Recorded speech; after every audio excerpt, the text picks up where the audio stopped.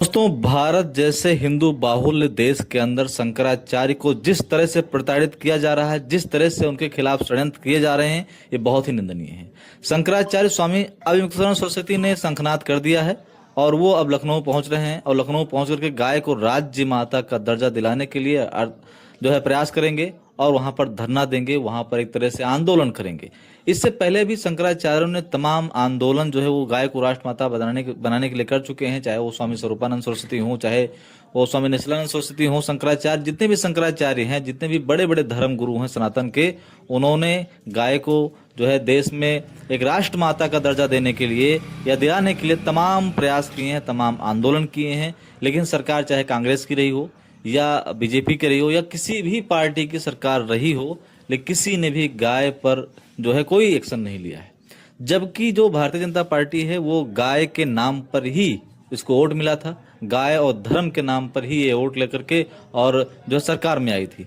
बावजूद इसके ये गाय को राष्ट्रमाता का दर्जा देने में अभी जो है बहुत विलंब कर रही है। लेकिन रही बात एक कि अभी महाराष्ट्र में आपने देखा होगा कि गाय को राज्य माता का दर्जा जो है वो दिया गया। वो उसमें भी शंकराचार्य ने बहुत एक तरह से मांग की थी महाराष्ट्र सरकार से, एक आंदोलन सा किया था, तो वहां की सरकार ने शंकराचार्य की बात को स्वीकार करते हुए गाय को राज्य माता का दर्जा दिया। अभी बहुत ज्यादा दिन नहीं हुए, बस अभी कुछ दिन पहले, कुछ महीनों पहले की बात है। लेकिन जैसे कि आप जानते ही हैं कि उत्तर प्रदेश में महाराज योगी आदित्यनाथ की सरकार है और बहुमत से सरकार है, पूर्ण बहुमत है इनको। आदित्यनाथ और एक संत हैं और गोरक्षा के नाम पर जो गोरखनाथ की जो मंदिर है, पीठ है, वहां से वो पीठाधीश्वर भी हैं। बावजूद इसके जो है वो गाय के लिए कोई कानून नहीं बना पा रहे हैं। और जब शंकराचार्य जो है गाय के लिए आवाज उठाते हैं, गाय को राज्य माता या राष्ट्र माता के लिए आवाज उठाते हैं, तो उन पर तरह तरह के आरोप लगा करके और उनको एक तरह से प्रताड़ित किया जाता है, उनको एक तरह से अपमानित किया जाता है, उनको एक तरह से बेइज्जत करने का प्रयास किया जाता है। और कई बार तो हमने ये भी कहते हुए सुना है जो है योगी आदित्यनाथ जी को कि वो शंकराचार्य है ही नहीं।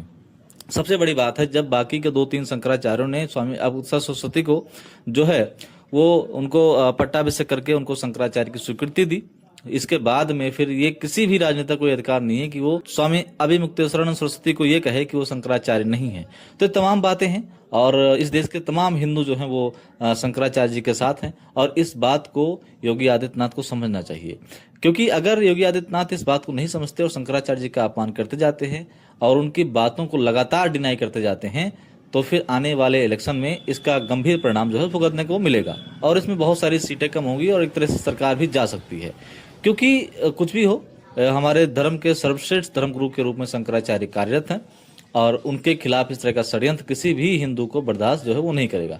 तो बहुत सारी बातें हैं, इसमें क्या हो सकता है आगे ये देखने की बात है। अभी शंकराचार्य जो है वो पहुंच रहे हैं 14 तारीख को, जैसा कि उन्होंने पूर्व में घोषित कर रखा है, और देखते हैं फिर लखनऊ में किस तरह की आगे क्या बातचीत चलती है।